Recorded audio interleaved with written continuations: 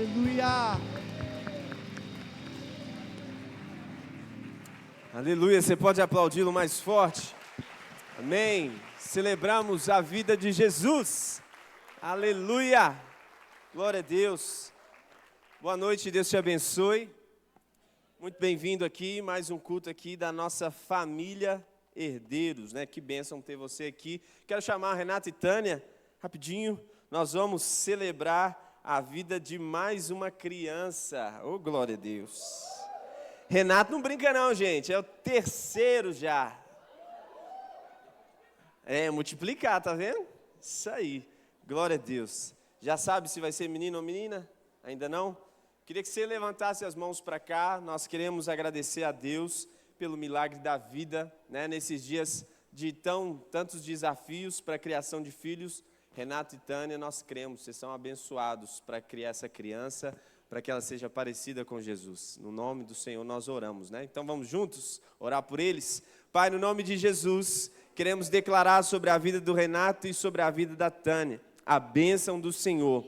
Ó Deus, eles que vão agora cuidar de mais uma criança, e nós cremos, essa criança já tem a sua história, Deus, ligada à história do Senhor também. Nós declaramos sobre a vida do Renato, ó Deus, toda graça, toda unção, toda prosperidade, ó Deus dos céus. Ele é abençoado, o Senhor já derramou todas as bênçãos celestiais sobre a vida dele. Faça com que ele possa prosperar, Senhor, naquilo que ele colocar as suas mãos, que ele seja um pai excelente, que ele seja um marido exemplar, que ele tenha sabedoria para dirigir a sua casa, unção para pastorear esse rebanho dele lá na sua casa, no nome de Jesus. Assim também nós abençoamos a vida de Tânia, declaramos saúde sobre o seu corpo, ó Deus. Essa criança que está sendo gerada no seu ventre, nós cremos, ela vai nascer para a glória do Senhor. Será usado, será alguém ungido pela Tua graça, ó Deus, para declarar as Suas grandezas entre todos os povos. Nós ministramos saúde nessa gestação, nós ministramos, ó Deus, a vida do Senhor sobre Tânia e declaramos que toda essa família, eles são abençoados no nome de Jesus. Amém? Deus abençoe vocês. Vamos aplaudir o Senhor pelo milagre da vida. Glória a Deus, que bênção.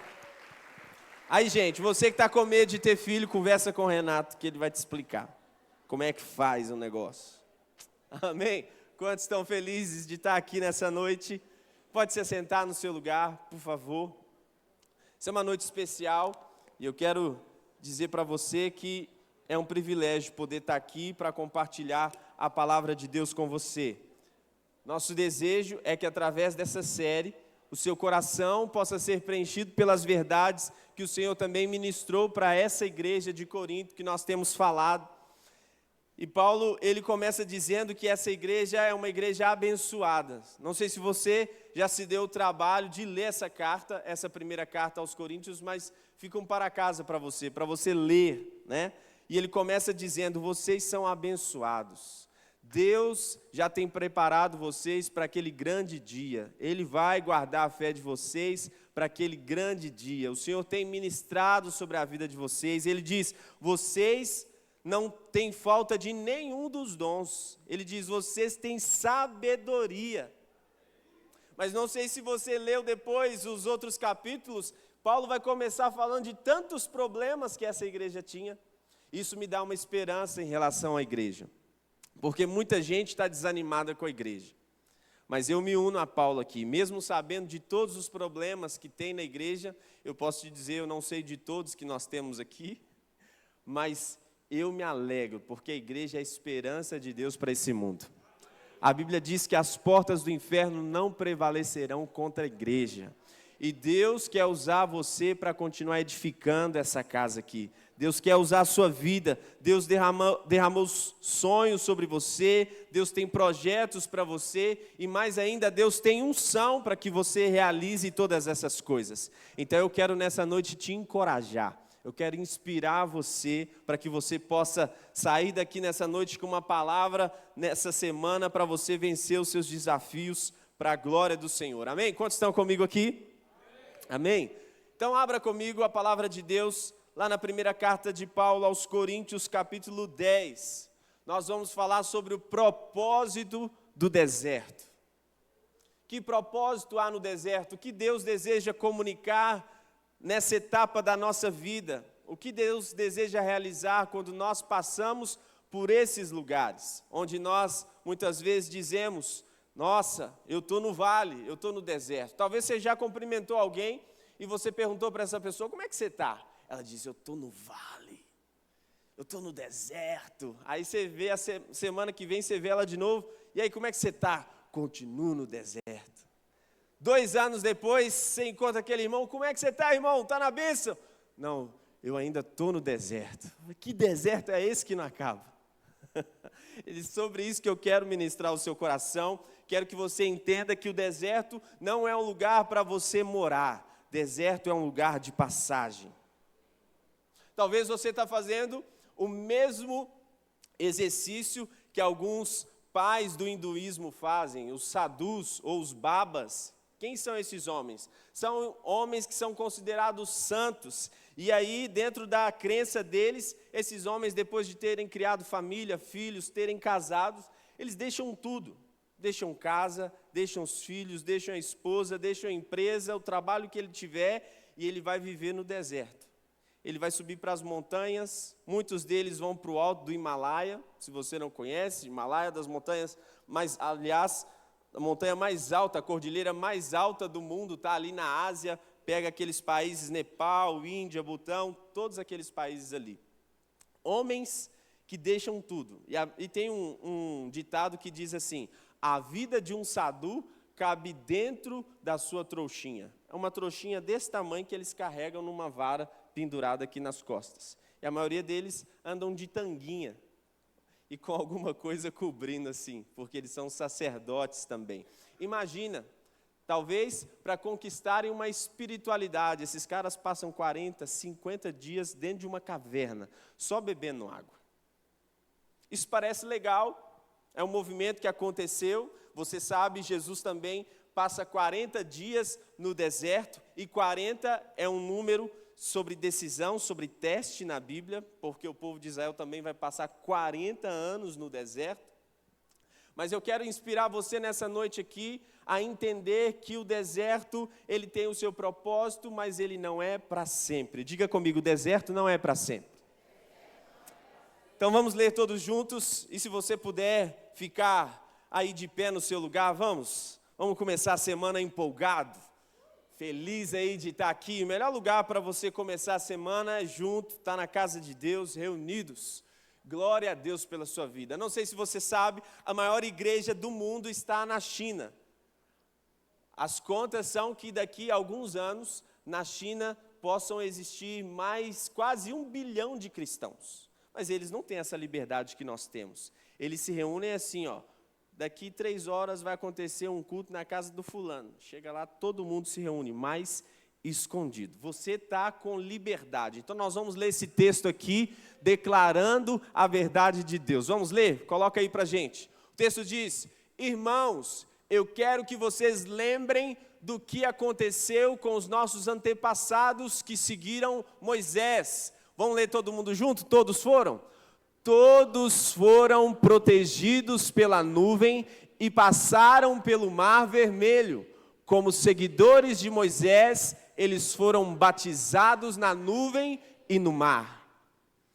Todos comeram da mesma comida espiritual e beberam da mesma bebida espiritual, pois bebiam daquela rocha espiritual que ia com eles, e a rocha era Cristo.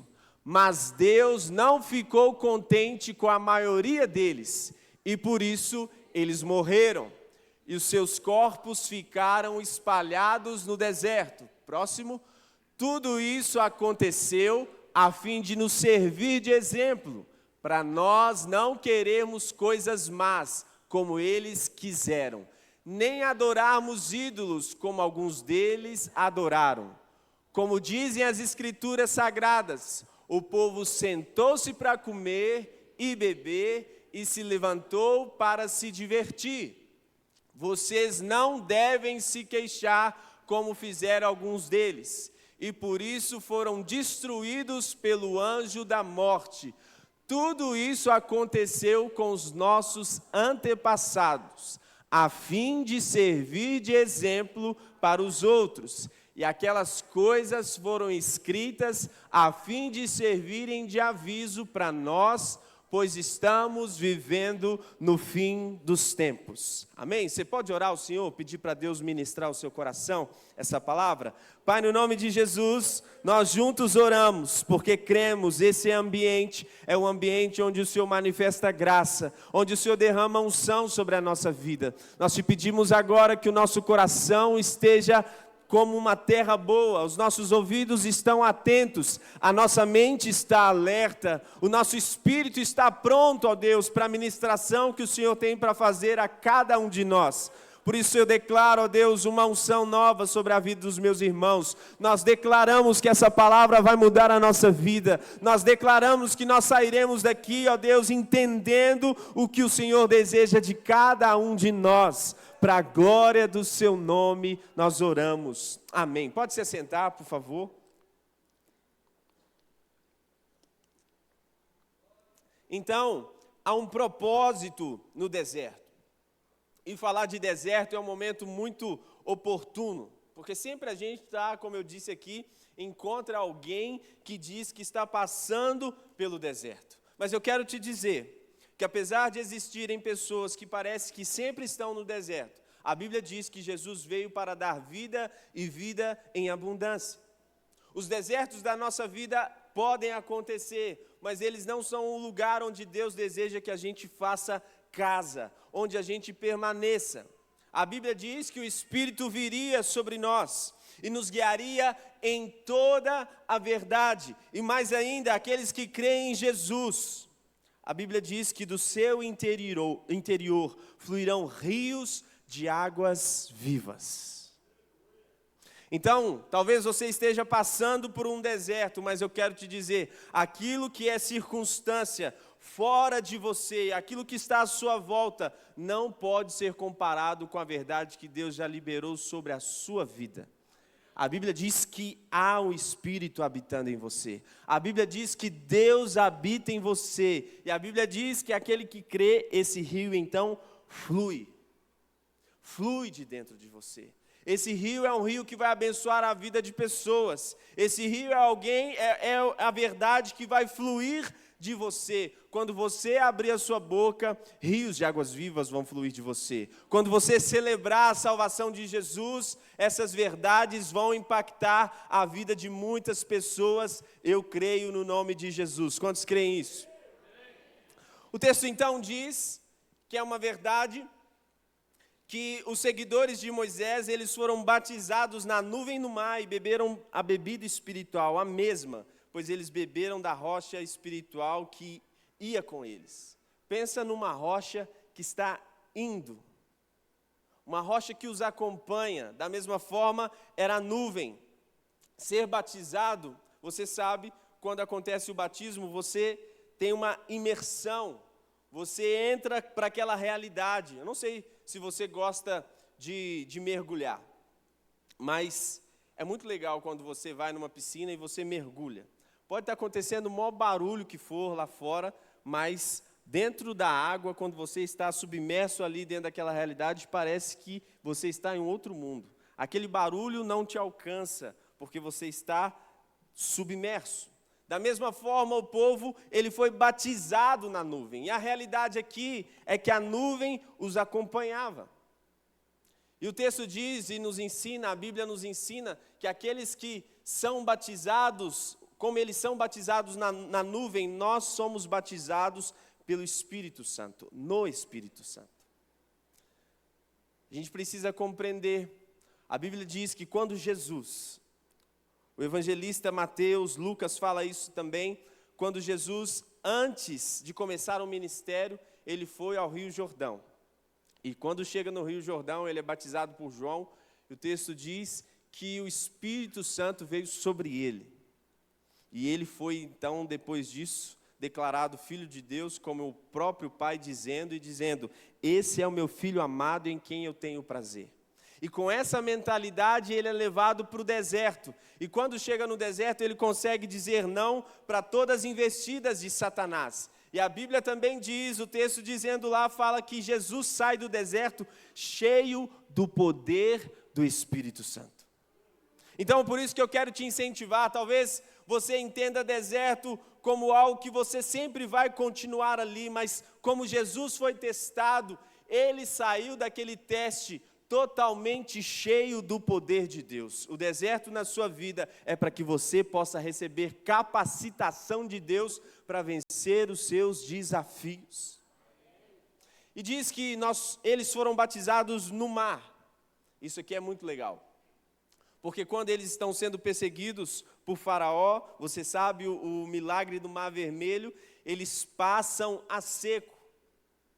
Aquele momento ali simboliza a libertação do pecado, a libertação da escravidão. E eu quero declarar sobre a sua vida também. A Bíblia diz que em Cristo Jesus nós somos livres, nós somos libertos do poder do pecado. O pecado não pode nos dominar mais, porque Cristo vive em nós. Se Cristo vive em você, você pode viver livre. Você diz, não, mas Cristo é Cristo, eu sou eu. Mas a Bíblia diz que assim como Cristo é, você também pode viver. Porque Cristo vive em você. Você pode dizer para a pessoa que está do seu lado, Cristo vive em você. É uma verdade. E o texto diz que eles bebiam da mesma rocha. A mesma rocha que os guiava, que os seguia. Quero declarar isso sobre você também. Há uma fonte inesgotável. Talvez você está num momento de sequidão, parece que Deus não tem falado com você. Eu te digo, a fonte do Senhor é como uma cachoeira, a água não para de descer. Você só precisa entrar naquilo que Deus está fazendo. Há águas disponíveis para que você possa beber delas. Então, se você está passando por uma sequidão, você precisa tomar a atitude de estar perto do Senhor, porque Ele quer saciar a sua sede. Jesus é a resposta para a nossa vida, meu irmão. Como com aquela mulher de Samaria, o que ela tinha necessidade, nenhum homem podia dar para ela. Por isso que os 5 primeiros e o outro que ela estava casada, não resolveu a necessidade dela, porque havia um desejo de adoração no coração dela. A palavra do Senhor diz lá em Eclesiastes que Deus colocou a eternidade dentro do nosso coração. Há um desejo no seu coração por aquilo que só Deus pode fazer. E nessa noite Ele está aqui dizendo para você, vem a mim, vem e beba de graça da água que eu posso oferecer para você. É uma verdade que Deus quer declarar sobre nós. Nessa noite, vou falar muita coisa, mas eu quero destacar 2 pontos apenas. Eu quero destacar que o deserto é só o começo. O deserto é só uma parte, o deserto não é o fim. Diga comigo, o deserto não é o fim. Não é o fim. O texto diz aqui no versículo 5, mas Deus não ficou contente com a maioria deles, e por isso eles morreram e os seus corpos ficaram espalhados no deserto. Pensa, esse é um povo que está recebendo da graça de Deus. É um povo que foi livre das mãos de Faraó com poder, com a mão forte. Se você ler o texto, você vai ver que Deus envia as 10 pragas. E por último, Deus mata o primogênito de Faraó. Porque Deus estava mostrando que Ele é mais poderoso do que qualquer reino que possa existir nesse mundo. Por isso, Ele tira Israel dali com mão forte, com tantos milagres. Mas a pergunta que eu quero responder com você aqui nessa noite é que se é possível que alguém que recebe do favor de Deus, em todos os níveis da sua vida, experimenta milagres, experimenta provisão, será que essa pessoa ainda assim pode desagradar a Deus? Será que ainda assim essa pessoa pode ter um coração ingrato e isso faça com que ela fique ou morra nessa vida sem usufruir daquilo que é melhor? Porque as bênçãos de Deus são maravilhosas, mas há algo mais sublime. Há para nós uma vida baseada na graça de Deus. Há um destino para nós. Diga, Canaã é um destino. E eu quero que a gente pense Canaã aqui de uma forma diferente nessa noite. Talvez você sempre escutou Canaã, a Canaã celestial, é onde tudo vai dar certo, mas a Canaã deles aqui não era assim. Eles precisavam entrar, eles precisavam matar os gigantes, eles precisavam expulsar os povos que estavam ali. E mais ainda, os povos que estavam ali, eles não podiam ter aliança com eles. No céu não vai haver gigantes, no céu não vai haver inimigos. Portanto, quero pensar nessa noite com você, quero que você pense comigo que Canaã aqui representa a vida cristã vitoriosa, forjada pela graça de Deus. Porque muitos pensam que Deus é poderoso para libertar das mãos de Faraó, que Deus fez a sua obra, Deus derramou sua graça, só Deus podia livrar das mãos de Faraó. O problema é que nós, na caminhada, ao chegar em Canaã, ao viver a vida baseada na graça de Deus, nós achamos que somos nós que derrotamos os gigantes. Nós nos esquecemos que é o favor de Deus que continua sendo derramado sobre nós. Nós esquecemos que é só pela unção que Deus nos dá que nós podemos derrotar os inimigos. Que é só pela unção que Deus nos dá que nós podemos vencer os nossos desafios. Não é na sua força, mas é na unção que Deus te dá. E a Bíblia diz que a unção quebra todo jugo. A Bíblia diz que pela unção Deus nos capacita a fazer coisas que nós não poderíamos fazer, por causa da unção. E a unção é manifestada na graça de Deus. Então, nós falhamos quando nós não entendemos o propósito de Deus. Nós falhamos quando nós esperamos ser vitoriosos só no céu. Porque a Bíblia diz que em Cristo Jesus, Deus sempre nos conduz em triunfo. Nem todo mundo entendeu. A Bíblia diz, Paulo escrevendo aos Coríntios na segunda carta, capítulo 2, verso 10, diz que Deus em Cristo Jesus sempre nos conduz em triunfo. Sempre nos conduz em triunfo. Primeira vez que eu ouvi esse texto foi do saudoso Tito, lendo lá na casa dele. Ele leu esse texto e nunca mais eu me esqueci. Ele disse, gente, Deus sempre vai nos conduzir em triunfo por causa de Jesus. Então fala para a pessoa que está do seu lado, não tem a ver com você, tem a ver com Jesus. Tem a ver com o poder dele. Então vamos pegar Israel como exemplo e eu quero que a gente pense em 3 estágios da vida cristã. O primeiro estágio é o Egito, e o Egito simboliza o mundo. E Paulo nos ensina que as pessoas que vivem no mundo, esses homens são homens naturais, são os escravos, os que são dominados por Faraó. São aqueles que Faraó dá por um lado e puxa pela outra mão. São aqueles que estão debaixo do senhorio dele. Eles não tiveram a libertação dos seus pecados. Mas Jesus liberta esse homem natural.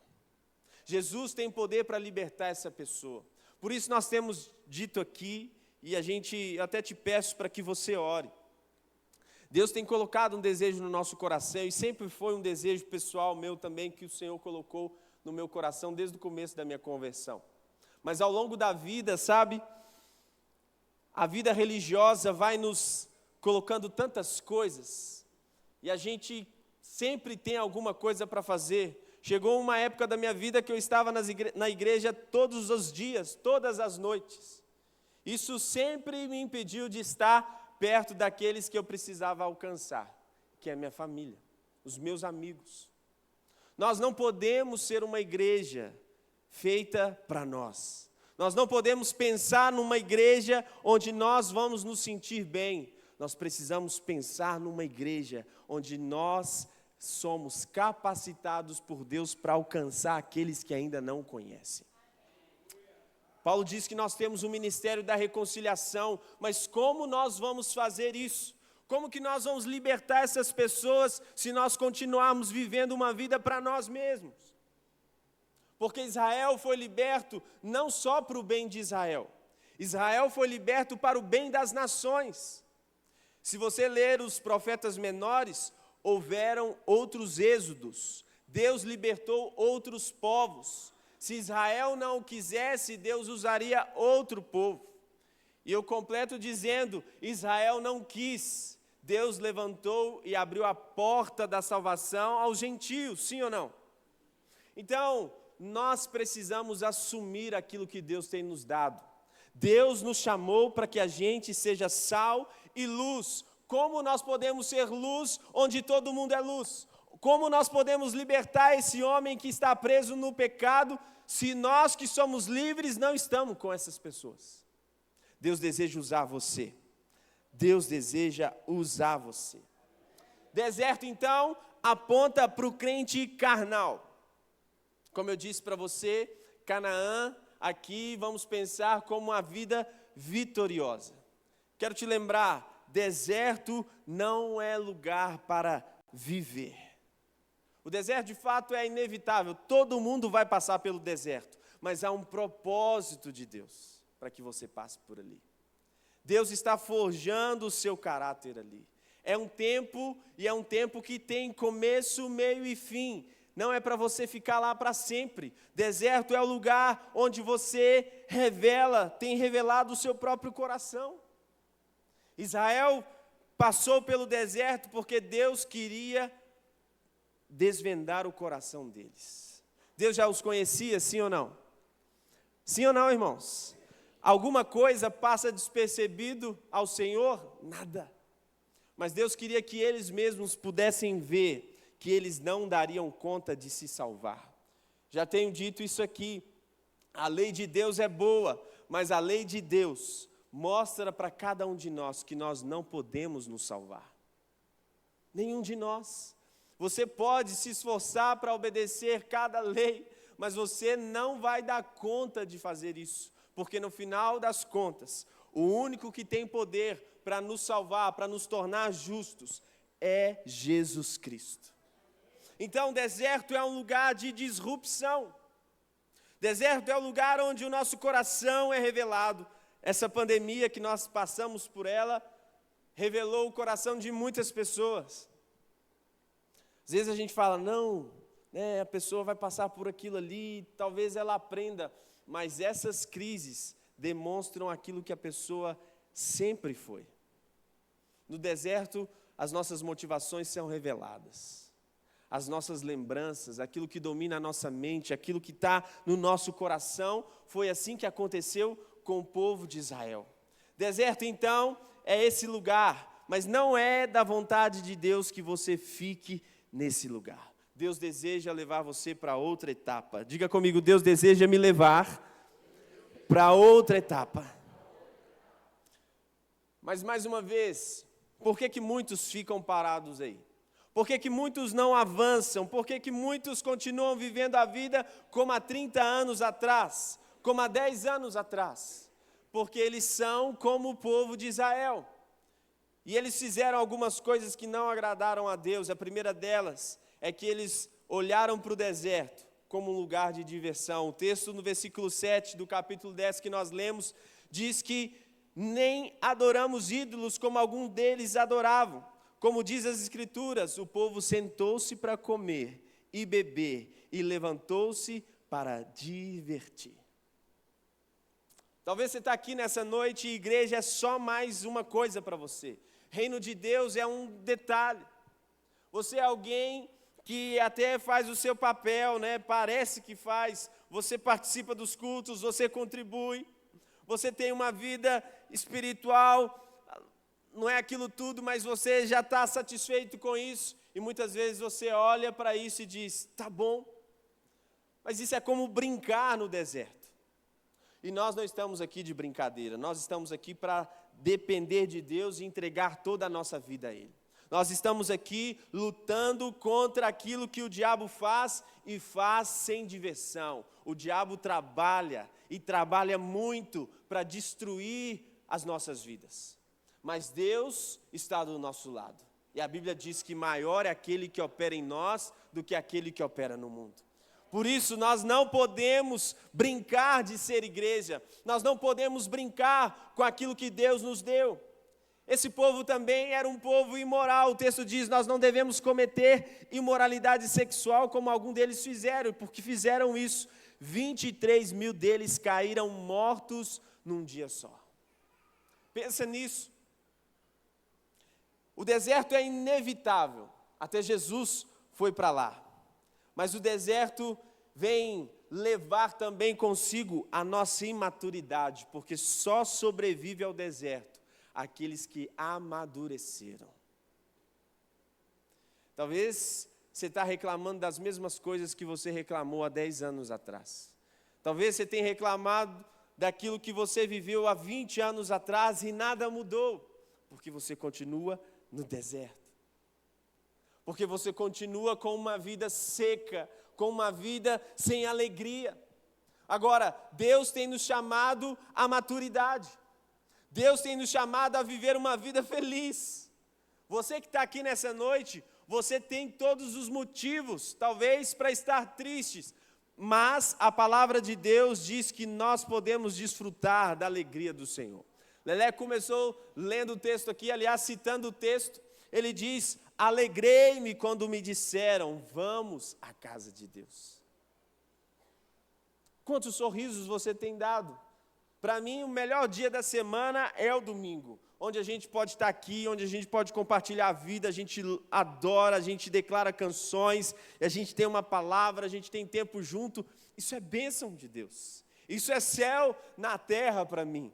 Então eu fico feliz, porque Deus deseja que nós possamos realmente amadurecer. Só crentes maduros sobrevivem ao deserto. E uma outra coisa que os derrubou foi a incredulidade. O texto no versículo 9 diz que não devemos pôr à prova a paciência de Cristo, como alguns deles fizeram, e por isso foram mortos pelas cobras. Você sabe disso. O povo foi picado, e Moisés teve que fazer uma serpente de bronze. E a serpente foi levantada, e todos aqueles que olhavam para a serpente, eles ficaram curados do veneno da serpente. A mesma coisa acontece com Cristo. Cristo foi levantado lá no Gólgota.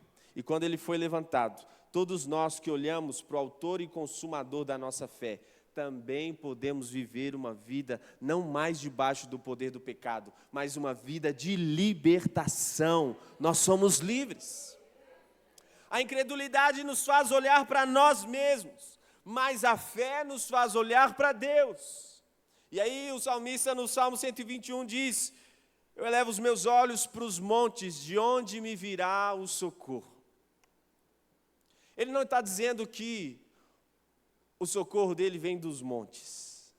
Ele não está dizendo que Deus vai se manifestar nos montes.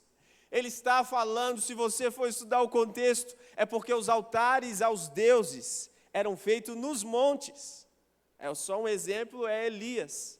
Você sabe do que aconteceu lá, quando ele desafia os profetas de Baal no monte.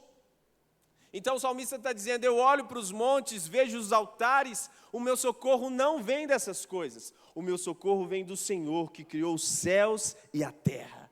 O meu socorro vem de Deus. O seu socorro está em Deus. Então nós não podemos viver uma vida de incredulidade. Nós devemos acreditar no poder de Deus, em quem Deus é. Diga para a pessoa que está do seu lado: Deus deseja que você tenha fé nele. Acredite nele. Acredite nele.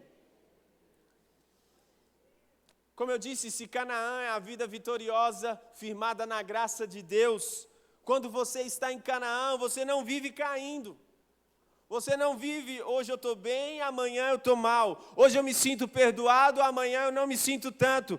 Hoje eu levanto as minhas mãos e declaro que eu sou filho de Deus, mas amanhã parece que eu não estou tão bem, e daí eu nem sei se eu sou filho de Deus mais. Não, em Canaã, nós, mesmo que as circunstâncias, mesmo que o diabo, mesmo que vozes dizem ao contrário, elas podem dizer que nós não somos, mas nós não andamos pela nossa vista, nós andamos porque nós cremos que Deus disse que é assim.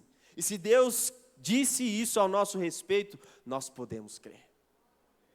Então nós sempre vencemos, baseados na graça de Deus, exclusivamente pela graça de Deus.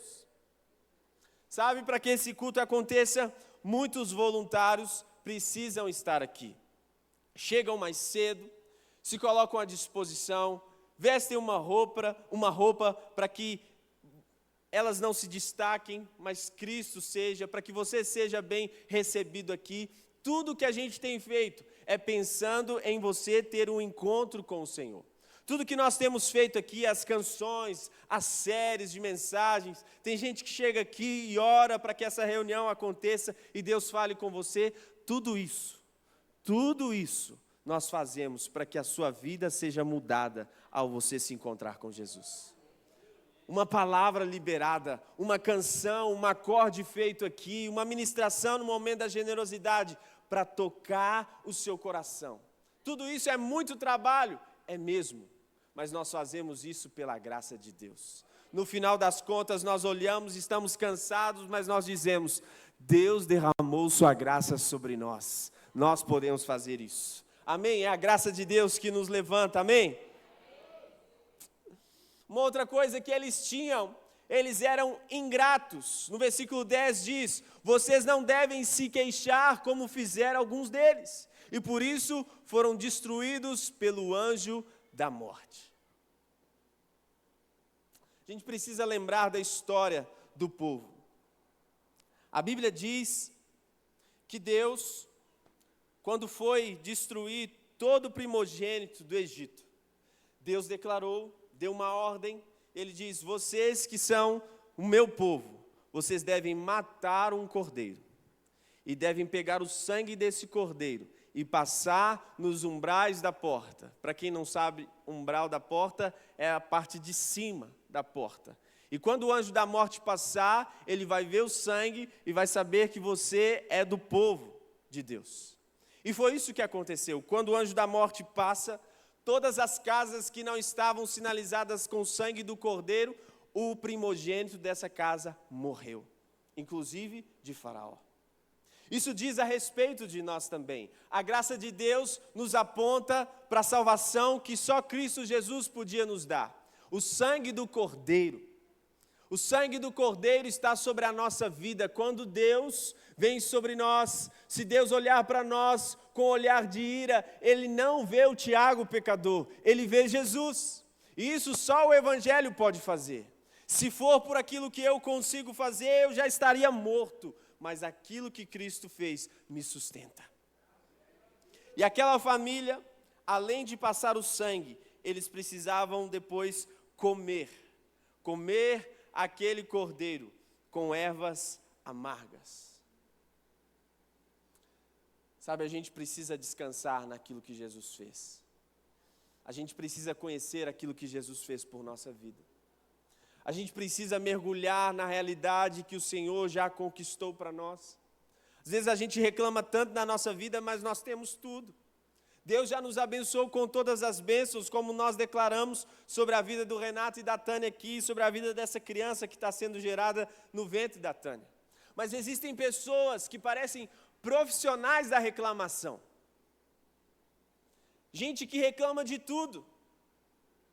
Reclama da casa que mora, reclama do carro que tem, reclama do metrô que pega, do ônibus que ela sobe nele, que vai trabalhar e volta, reclama do filho, reclama da esposa, reclama do marido, reclama da célula, reclama da igreja, reclama de tudo. Só não reclama de si. Normalmente, alguém que é um reclamão, ele vive pautado na lei, ele acha que ele é merecedor. Ele acha que ele merece um tratamento melhor. E todo mundo é ruim. Só ele que é bom. Só ela que é boa. Mas reclamação, querido, lá em casa a gente brinca com os meninos, reclamação é oração para o diabo. Toda vez que você reclama, você está chamando essas coisas para a nossa vida. Você precisa declarar, é a palavra de Deus. Você precisa declarar, é aquilo que Deus diz ao seu respeito. Está difícil, está passando por um momento difícil, mas continua dizendo: a graça do Senhor me sustenta. A vontade do Senhor é o melhor para mim. Eu estou passando por esse deserto, eu estou passando pelo vale, mas ainda que eu passe pelo vale da sombra da morte, eu não temerei mal algum, porque Deus está comigo. A sua vara, o seu cajado me consolam. Viver em Canaã é viver essa realidade vitoriosa. É viver declarando aquilo que Deus nos disse, aquilo que Deus tem feito nos sustentar. Então, por que Deus permite isso? Deus podia vir e cortar, né? Deus podia vir e falar assim, não, já vou transportar você direto para o seu destino, em mim, na eternidade. Mas Deus permite exatamente para ver o nosso coração.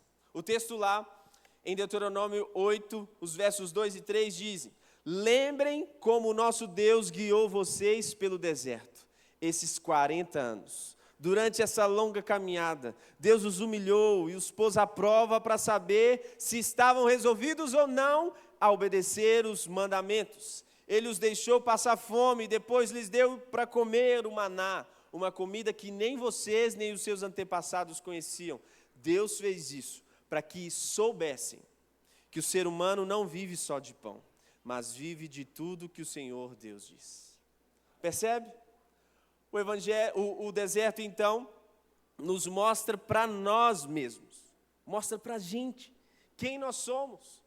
Você quer saber se alguém está passando pelo deserto e não está reconhecendo que precisa passar de uma forma correta, crendo na graça? É alguém que está reclamando. Vive reclamando, lá dentro da sua casa. Houve uma época na nossa casa que ao invés de reclamar, sabe o que a gente fez? A gente pegou, ideia da Flávia, a gente pegou os textos bíblicos. E aí a gente colocava em cada lugar. No espelho a gente falava sobre algum texto sobre identidade, declarando que nós somos filhos de Deus, filhos amados. Então a gente olhava para o espelho e talvez podia ver alguma coisa, um nariz que não satisfaz, um cabelo que não estava do jeito que a gente queria, mas o espelho lá, junto com o versículo, nos lembrava: eu sou amado por Deus. Mesmo que eu estou olhando para o espelho ali, a minha imagem, eu queria que fosse outra, mas Deus me ama do jeito que eu sou. Eu sou imagem e semelhança de Deus. E aí, lá na despensa, lá no armário, a gente colocava um versículo que falava sobre provisão de Deus. Se tivesse faltando, a gente se lembrava que Deus nunca deixa faltar aqueles que são seus filhos. Nunca viu um justo desamparado, nem a sua descendência mendigar o pão. Eu posso dizer para você, nós temos visto o cuidado de Deus todos os dias da nossa vida. Quem tem sido cuidado por Deus aqui? Somos nós. Agora, o que nós precisamos nesse momento, talvez que você está passando pelo deserto, é responder a Deus. Responder a Deus com uma outra atitude, responder a Deus com uma outra motivação. Esse deserto não precisa durar 40 anos. Que dia que você vai pôr um fim nisso? Que dia que você vai ter a disposição correta para que Deus possa olhar para você e possa levar você a entender o propósito disso tudo? Deus deseja que você viva uma vida vitoriosa em Cristo Jesus. Agora, a segunda coisa é Deus nos chamou para celebrar. Diga comigo, Deus me chamou para celebrar. Aleluia! É isso. Tem gente que é triste por natureza. Os meus temperamentos, segundo os testes que a gente fez, dominantemente eu sou fleumático, consanguíneo. Fleumático consanguíneo. Então tem algumas coisas que eu lido bem, mas tem algumas coisas que me tiram a paciência. Mas se tem alguma coisa que eu gosto de fazer, é celebrar. Parece que não, mas eu gosto. Eu venho, vou falar isso aqui, mas não é para me alegrar com o meu passado. Eu venho de rodas de samba, de pagode. Você pedir para eu dançar um pagode, eu sei fazer. Faz aí não. Não vou fazer agora. Mas o Bezerra da Silva, antes de falecer, ele converteu. E eu escutava bastante. Você também gostava, né, Ademis? Ah lá, a Ademis também gostava. Mas sabe, eu sempre fui de celebrar. Mas há no nosso meio, ao longo da história, uma religiosidade falando que você precisa ficar sério, que você é homem de Deus, mulher de Deus, então tudo é sério demais. Para com isso. Eu não vejo um Jesus chato desse jeito. Eu olho para os textos, Jesus está nas festas. Jesus está na casa dos pecadores, está na casa dos ladrões. Jesus está com gente assim. Jesus, o primeiro milagre que ele fez foi numa festa. Isso precisa comunicar alguma coisa com a gente. Jesus não era alguém infeliz. Ele sabia que o seu destino era a cruz, mas ele caminhou para o seu destino com um sorriso no rosto. Sabe, uma das coisas, os exercícios que a gente faz lá em casa é enganando o inimigo. A gente pratica o sorriso, mesmo que seja involuntário. Tem hora que a gente fica assim. Tá tudo ruim, mas a gente está assim.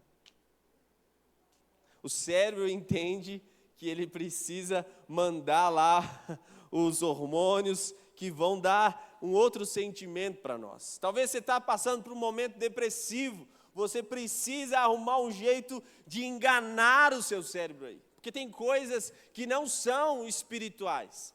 Existem coisas que não é o diabo. Existem coisas que são apenas hormonais.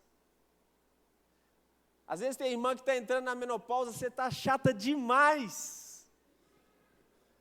Você só precisa ir lá no seu médico, na endócrino, e ver se a sua, como é que chama aqui? A tireoide está desregulada. Dá uma olhada. O marido, cara, faz alguma coisa, vai ter algum hobby, alguma coisa do tipo, mas não seja um cara chato. Mulher, deixa o seu marido ir jogar bola. Se ele não sabe jogar bola, jogar vôlei. Se ele não sabe jogar vôlei, jogar tênis. Se ele não sabe jogar nada, ajuda ele. Se ele é ruim de coordenação motora, pelo menos caminhada ele deve conseguir fazer. Mas ajuda, porque tem coisas que somos nós que somos chatos, mas Deus nos chamou para celebrar. E o texto lá que eu quero ler com a gente, que você leia comigo, Êxodo 3, versículos 3 e 5, diz: Moisés disse ao povo: lembrem-se desse dia, o dia em que vocês saíram do Egito, onde vocês eram escravos. Este é o dia que o Senhor os tirou de lá pelo seu grande poder. Portanto, não comam pão feito com fermento. Vocês estão saindo do Egito nesse dia, no primeiro mês, o mês de Abibe. O Senhor jurou aos seus antepassados que daria a vocês a terra dos cananeus, dos heteus, dos amorreus, dos heveus e dos jebuseus. É uma terra boa e rica. Quando ele os levar para aquela terra, vocês deverão comemorar essa festa religiosa no primeiro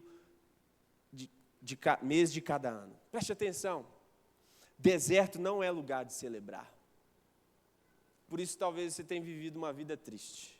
Deus disse para eles, quando vocês entrarem na terra, a primeira coisa que vocês vão fazer é dar uma festa. Porque o nosso Deus é um Deus de alegria. O nosso Deus é um Deus que venceu todo o principado e potestade. Colossenses, Paulo escrevendo, diz que Deus os venceu e os expôs publicamente.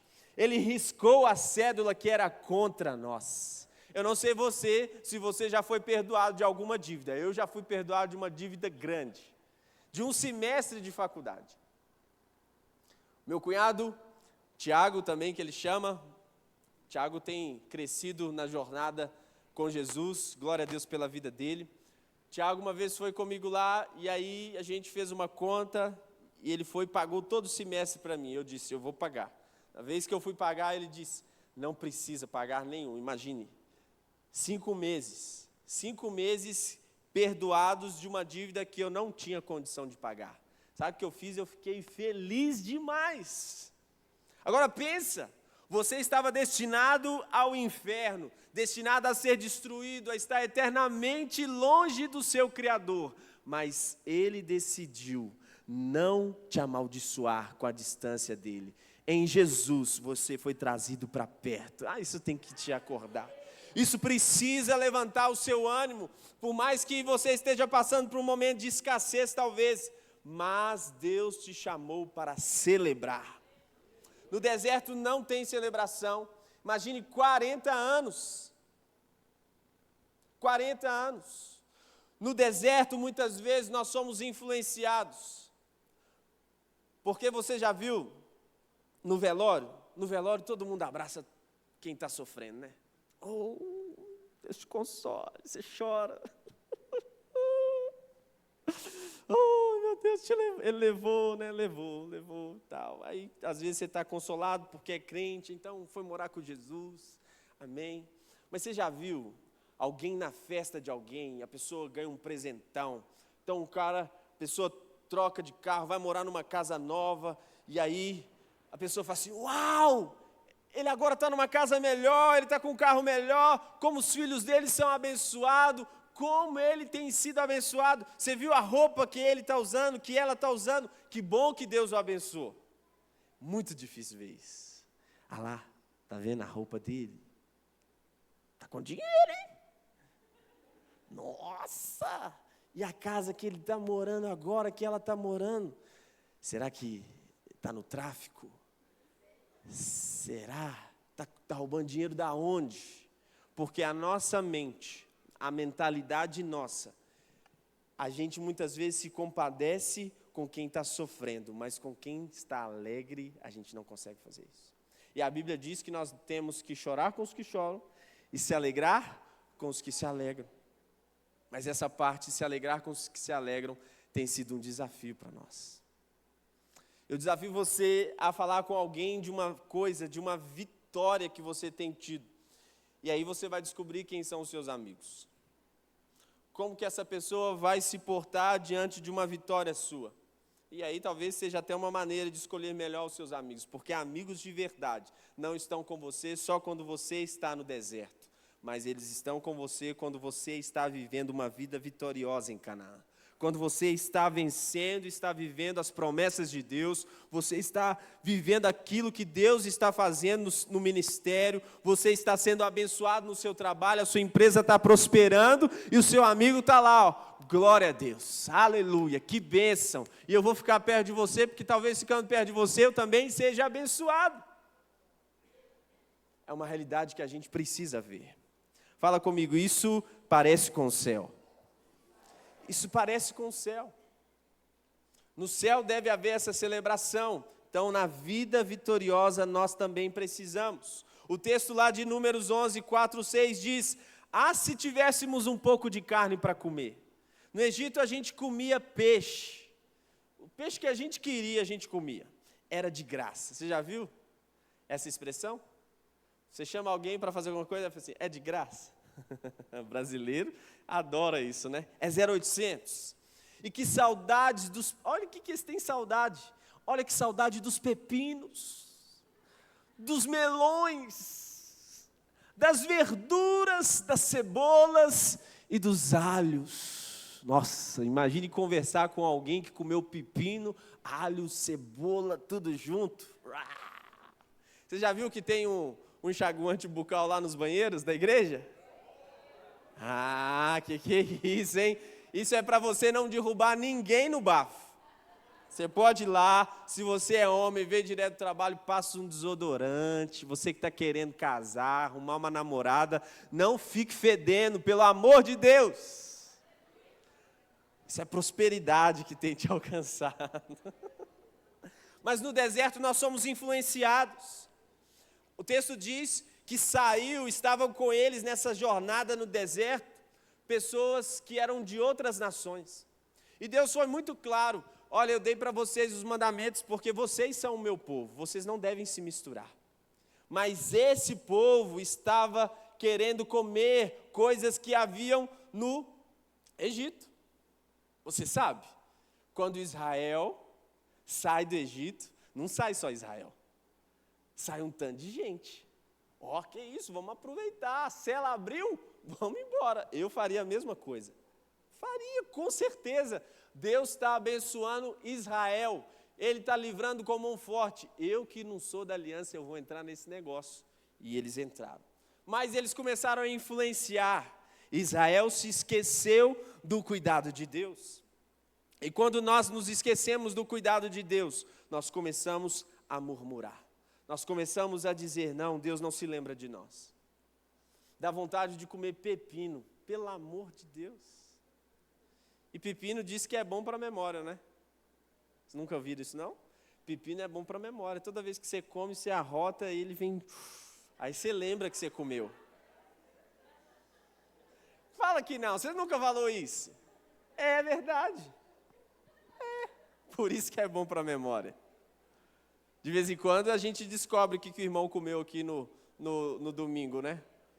Come uma linguiça, dá uma rotada e sopra, aí sobe aquele cheiro, assim, esse irmão comeu uma sadia hoje, essa aqui foi toscana, essa aqui ele comprou lá no frigorífico tal, essa é temperada. Mas esse povo estava se lembrando de coisas tão pequenas e se esquecendo que Deus havia dado o maná. Imagine, o pão que desceu do céu, o pão que vinha todos os dias. E quero te lembrar, esse pão aponta para Jesus. E eles disseram, esse pão horrível, esse pão que para nós não tem gosto de nada, esse tal de maná, era melhor comer cebola, era melhor comer alho. Eles estavam com o seu coração ainda na terra do Egito. Mas eu quero dizer para você, nada, nenhum prazer nesse mundo se compara àquilo que Deus pode oferecer para você. E você sabe, uma jornada que duraria no máximo um mês, durou 40 anos. Pensa nisso. Israel com um mês podia ter chegado em Canaã. Mas reclamaram tanto, se esqueceram do seu Criador e fizeram do deserto um lugar de moradia, quando era um lugar de passagem. E o meu desejo nessa noite é que você possa entender que talvez você esteja passando por esse momento de sequidão, mas não foi isso que Deus desejou para você. Em Jesus, nós temos acesso à fonte de Deus. Em Apocalipse diz que há um rio que jorra do trono de Deus. E esse rio está disponível para cada um de nós. Eu queria que você ficasse de pé no seu lugar.